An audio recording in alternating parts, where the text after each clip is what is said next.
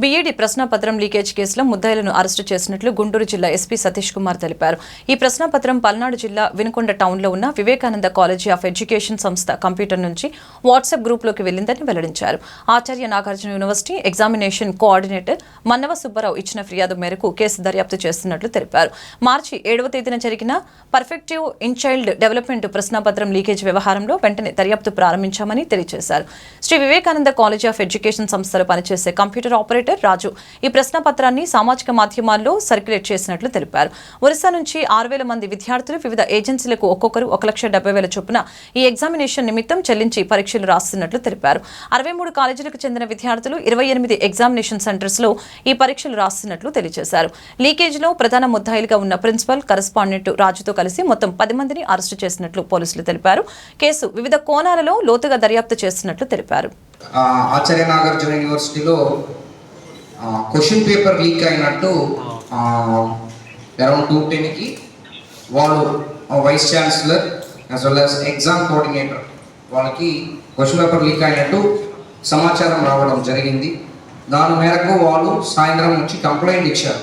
ఇలా question paper perspectives of child development పైన ఆ రోజు exam BEd exam.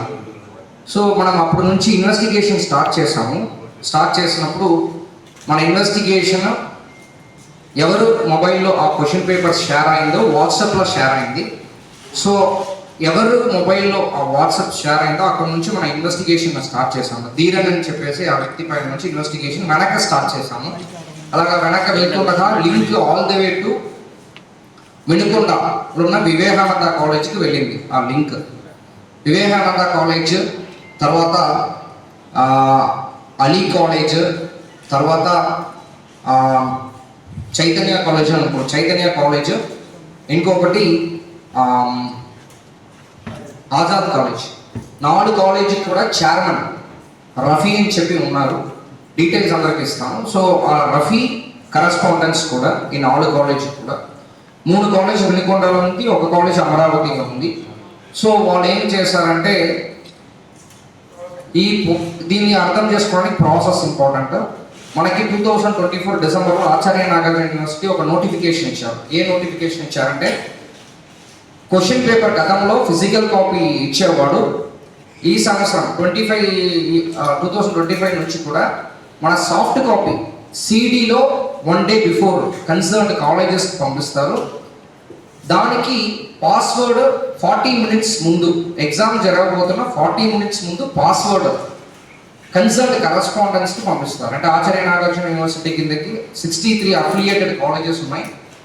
23 central exam జరిగింది.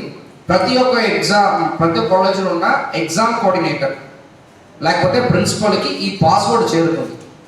ఆ పాస్వర్డ్ని తో పాటు సీడీని ఓపెన్ చేస్తూ ప్రింట్అవుట్ తీస్తూ ఎగ్జామ్కి అందరూ ఒరిస్సా ఏజెంట్స్ ఉంటారు, ఏజెంట్స్కి పంపించారు.